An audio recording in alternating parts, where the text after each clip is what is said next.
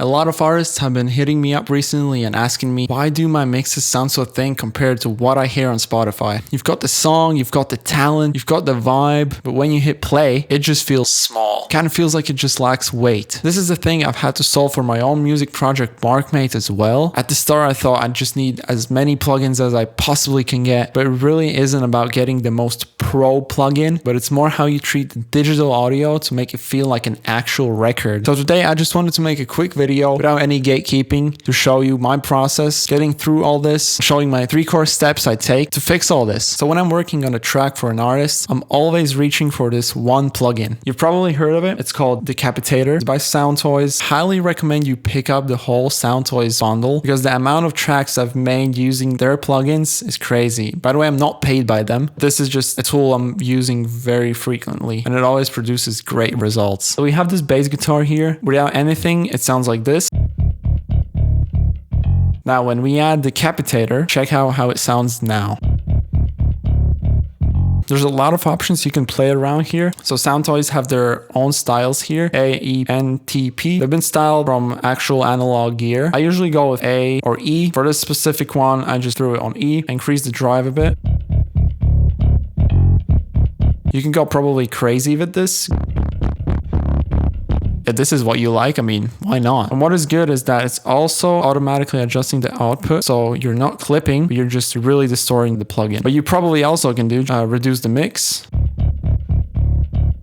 And it has just a tiny bit of grit to it to make it a bit more warm and stand out in the mix a lot more. I've also added it to drums in this project. I do have 2 distortion plugins here. Both are by Soundtoys. First one is Devil Lock. This is like a super simple plugin I usually pull up and put the mix to 1.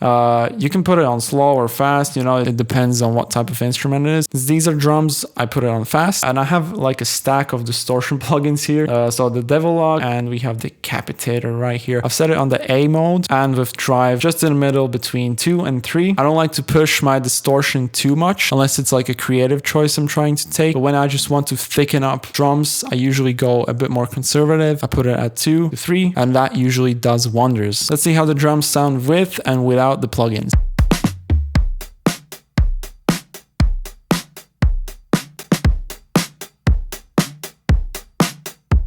And the drums sound so much thicker in the mix as well because the volume doesn't change. It also can be used in more creative ways like distorting the shit out of a vocal. And another plugin that I absolutely love is a plugin by UAD called Capital Mastering Compressor. Now, we've all been told that a mastering compressor should be like doing -6 dB of compression, but I've found that this compressor is pretty sensitive and if you push it hard, it distorts pretty easily. And that's why I'm keeping it very subtle. So without the plugin, the mix sounds like this.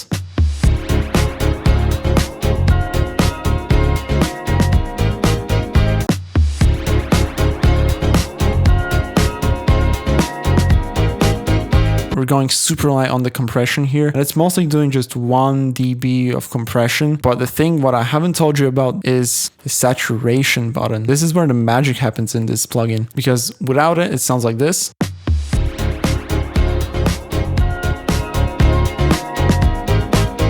It makes it so much thicker and more lush. I just love how it sounds. If you have a track that's going for this 80s kind of style, maybe a somber kind of track, Bruno Mars kind of track, something where you want to emphasize the vintage sound, this plugin is an absolute must. There really isn't anything like this on the market. So honestly, you don't even have to use the compression at all. You can just use the saturation and it works also quite great. Now, another thing what I put on my master buses is this. This is the Ampex Master Tape. And it's by UAD. I love their plugins. The concept for this is that the track might feel a bit too pointy and maybe a bit too harsh. And this tape is what makes it a bit more smooth and warm. In my workflow, when I work for other artists, this is like the thing that gives that extra 5% to the mix and makes it stand out of other tracks. This plugin is basically the thing that makes the track go from almost finished to being finished. Now, let's have a listen how the track sounds without it.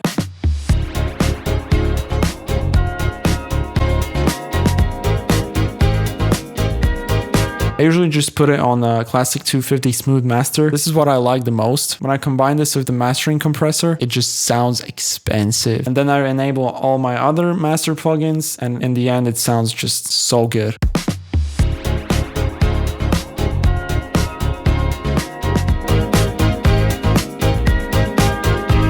I think it encapsulates the vibe of the track so well. You know, without it, it sounded like plain and it sounded like a rough demo. I'm a big believer that small details do add up, and in the end, you can have a really good result if you just focus on the small details. By the way, if you're looking for a producer, you can fill out the form down in the description, or you can send me a DM on Instagram. I'd love to connect with you. This is going to be it for this quick video. I hope you enjoyed it. I hope you got something out of this video. If you have any recommendations on what I should post next, let me know. Press the subscribe button, and I'll see you in the next one. Peace.